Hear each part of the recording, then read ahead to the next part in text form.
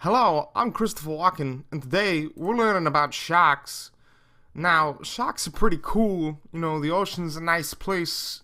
Remember, don't pollute it, because polluting it is bad. Because then sharks die, and they're actually a lot cooler than you think. So, we're gonna read about some sharks from livescience.com. You can find the link in the description below.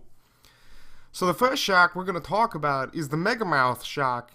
And it's one of the rarest sharks. It means, you know, that it's got a big mouth. It's the Megachasm pelagius. It's the actual scientific name, meaning giant mouth of the deep. Fewer than 100 specimens of the beast have ever been seen, and it was first discovered in 1976 when it was struck by and tangled in the anchor of a Navy ship off of Hawaii. The animal can grow up to 15 feet, that's 4.6 meters for our friends in England, long, and is a filter feeder, siphoning plankton from the water. And if you look at this thing's mouth, holy hell, it's like a colossal black chasm. This stuff can just walk in there and then die. So next, oh god, that's disgusting. It looks like a tiny little fucking gremlin. It's called the cookie cutter shark. Oh, that's an adorable name. Why is it called that? It can take ice cream scoop shaped bites out of other So apparently this tiny little shark, yeah, they're tiny sharks. It can take a bite out of you that leaves you alive. Excuse me. And leaves a hole in you. It's disgusting. So they've been known to bite holes in cables and other materials used by U.S. Navy submarines, and which has necessitated a switch to a fiberglass bite-proof coating. So here's a little interesting shark fact. The skin of a female shark is much thicker than that of a male because males bite females during sex.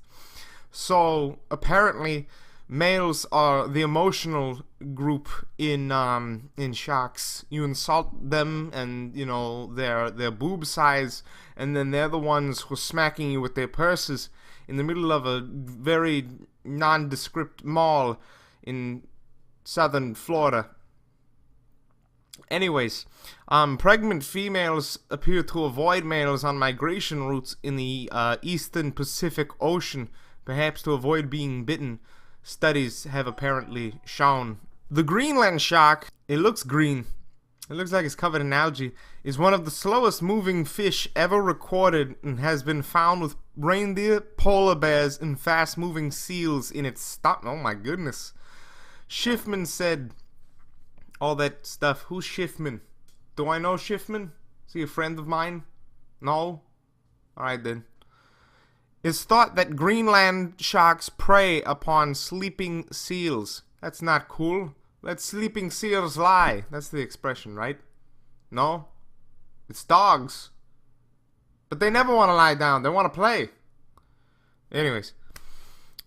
Which snooze in the water to avoid polar bears.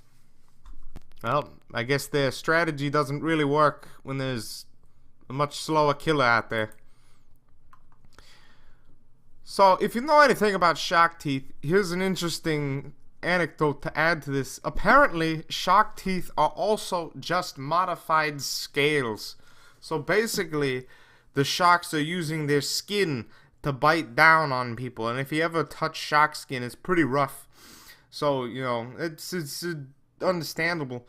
But that's why they're able to grow, you know, 50 freaking rows of gargantuan teeth. They're just scales. It's like you get a cut, your skin grows back. It's absolutely fine. So shark teeth are covered in fluoride, making them cavity resistant. And one 2012 study published in the Journal of Structural Biology found that sharks' enamel is made up of a chemical called fluoropaptite. Did I pronounce that correctly? No? I don't do extra cuts. Which is resistant to acid produced by bacteria.